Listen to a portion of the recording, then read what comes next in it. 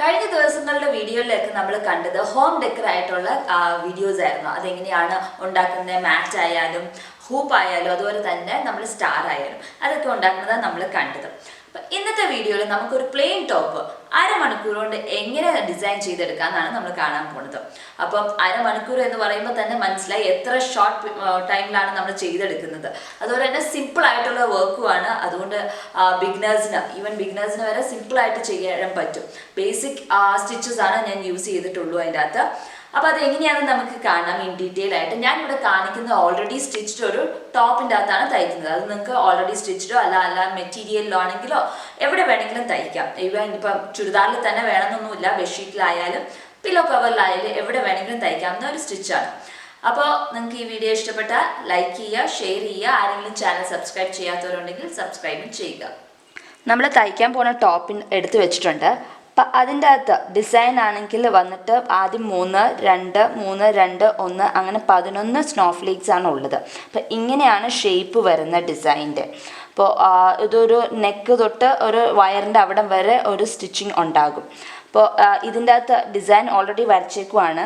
അപ്പോൾ കുറേ പേര് ചോദിച്ചിട്ടുണ്ട് എങ്ങനെയാണ് ഡിസൈൻ ഇങ്ങനെ ട്രാൻസ്ഫർ ചെയ്യുന്നതെന്ന്. അപ്പോൾ നമുക്ക് എവിടെയാണ് ഡിസൈൻ വേണ്ടതെന്ന് വെച്ചാൽ അത് പെൻസിൽ വെച്ചിട്ടോ അതല്ലെങ്കിൽ ഫാബ്രിക് ചോക്ക് വെച്ചിട്ടോ ഒന്ന് മാർക്ക് ചെയ്യുക. മാർക്ക് ചെയ്ത് കഴിഞ്ഞിട്ട് ഇപ്പോൾ സപ്പോസ് ഇവിടെയാണ് നമുക്കൊരു ഡിസൈൻ വരയ്ക്കേണ്ടത് എന്നുണ്ടെങ്കിൽ ആ ഡിസൈൻ, ഇപ്പോൾ ഇത് സ്നോഫ്ലേക്സിൻ്റെ ഡിസൈൻ ഇവിടെ വെക്കുന്നു.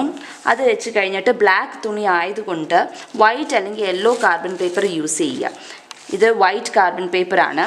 അത് ഇതിൻ്റെ ഡിസൈൻ ഇതിങ്ങനെ കൈ പിടിക്കണം, ഡിസൈൻ മാറാൻ പാടില്ല. കൈ പിടിച്ചിട്ട് ഇതുപോലെ കാർബൺ പേപ്പർ വെച്ചിട്ട് പെൻസിൽ വെച്ചിട്ട് പിന്നെ ഇതിൻ്റെ മേളിൽ വരച്ചാൽ മതി, കുറച്ച് മുറുക്കി വരച്ചാൽ മതി, അതുപോലെ വന്നോളും.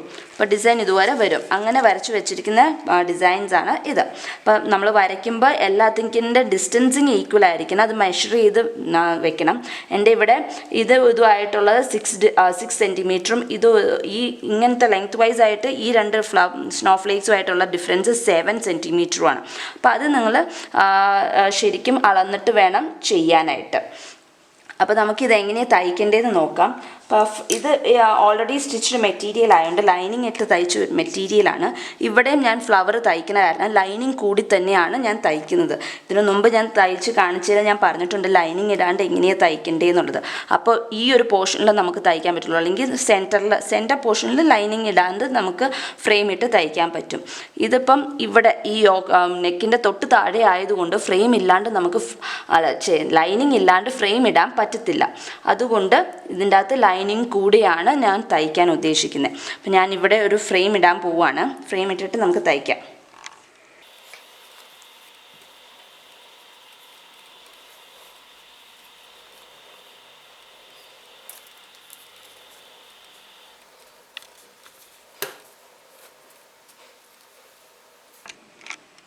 നമ്മൾ ഫ്രെയിം ഇട്ട് കഴിഞ്ഞ് ടൈറ്റൻ ചെയ്യാനായിട്ട് ഈ സ്ക്രൂ ഒന്ന് ടൈറ്റ് ചെയ്താൽ മതി, നല്ലോണം ടൈറ്റായി ഇരുന്നോളും ഫ്രെയിം.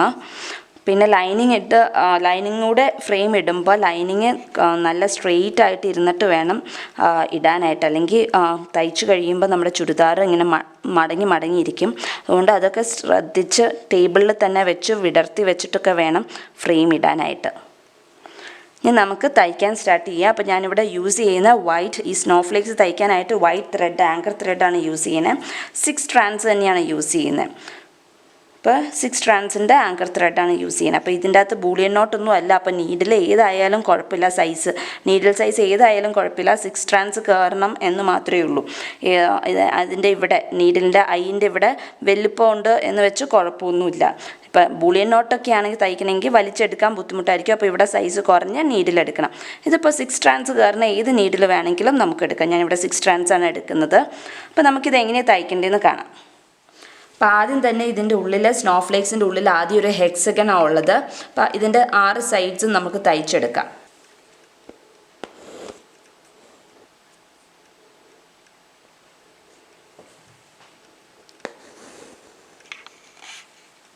ഇത് കൃത്യ പോയിന്റിൽ നിന്നല്ല ഞാൻ തയ്ക്കുന്നത്, കുറച്ച് പുറത്തേക്കൂടെ എടുത്തിട്ട് ഇങ്ങനെ ക്രോസ് വരാനുള്ള രീതിയിലാണ് തയ്ക്കുന്നത്.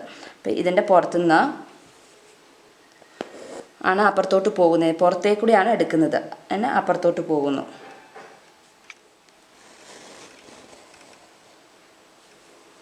ഇനി ഇനി ഇതിൻ്റെ പുറത്തുനിന്നാണ് നമ്മൾ വീണ്ടും അപ്പുറത്തെ സൈഡിലോട്ട് പോകുന്നത്. അങ്ങനെ ക്രോസ് ആയിട്ടാണ് നമ്മൾ തയ്ക്കുന്നത്.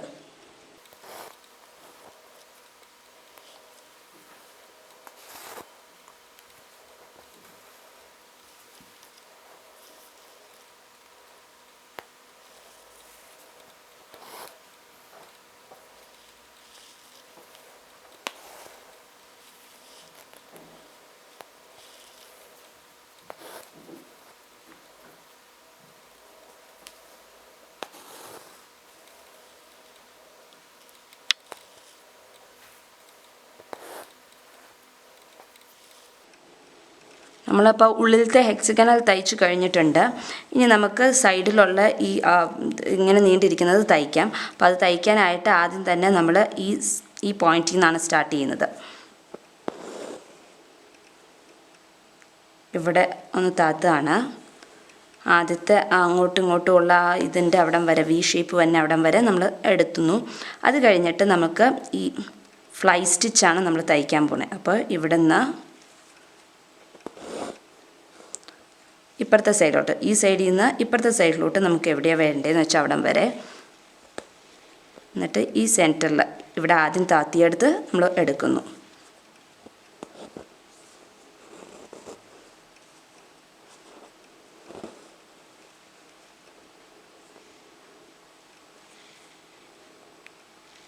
കുറച്ച് നീണ്ടിട്ടാണ് താത്തുന്ന ഫ്ലൈ സ്റ്റിച്ചിൻ്റെ ഇത്. കുറച്ച് തൊട്ടടുത്ത് തന്നെയല്ല, കുറച്ച് നീണ്ടിട്ടാണ് വെക്കുന്നത്.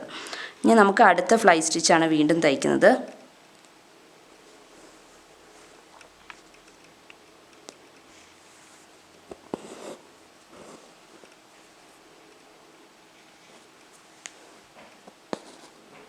അത് നമുക്ക് ഇപ്പോൾ താത്തിയേൻ്റെ അവിടെ തന്നെ നമ്മൾ എടുക്കണം.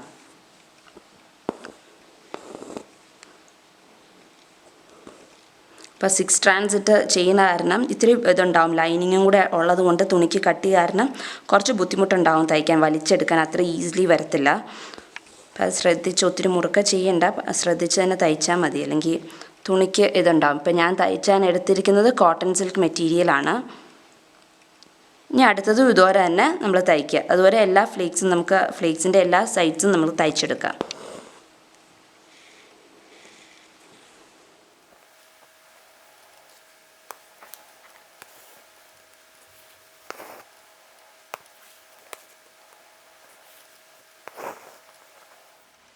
അപ്പോൾ നമ്മൾ സ്നോ ഫ്ലേക്സ് എല്ലാം ഫ്ലൈ സ്റ്റിച്ച് വെച്ച് തയ്ച്ചു കഴിഞ്ഞിട്ടുണ്ട്.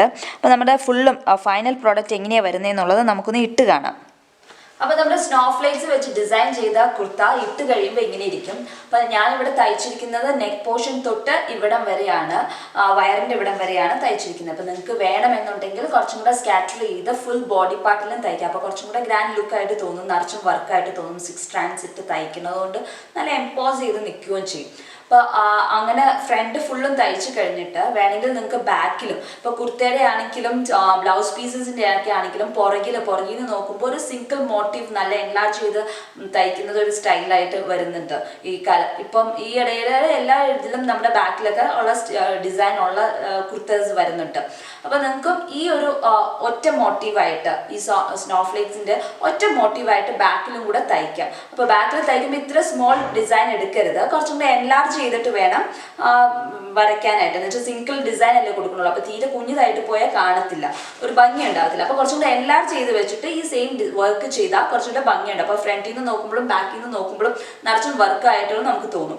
അപ്പോൾ നിങ്ങൾക്ക് ഇതിപ്പോൾ ഞാൻ ബ്ലാക്ക് ആൻഡ് വൈറ്റ് കോമ്പിനേഷൻ ആണ്, നിങ്ങൾക്ക് റെഡിൽ വൈറ്റ് ചെയ്യാം, അതല്ല എന്നുണ്ടെങ്കിൽ വൈറ്റിൽ റെഡ് സ്നോ ഫ്ലേക്സ് ആണെങ്കിലും കൊടുക്കാം.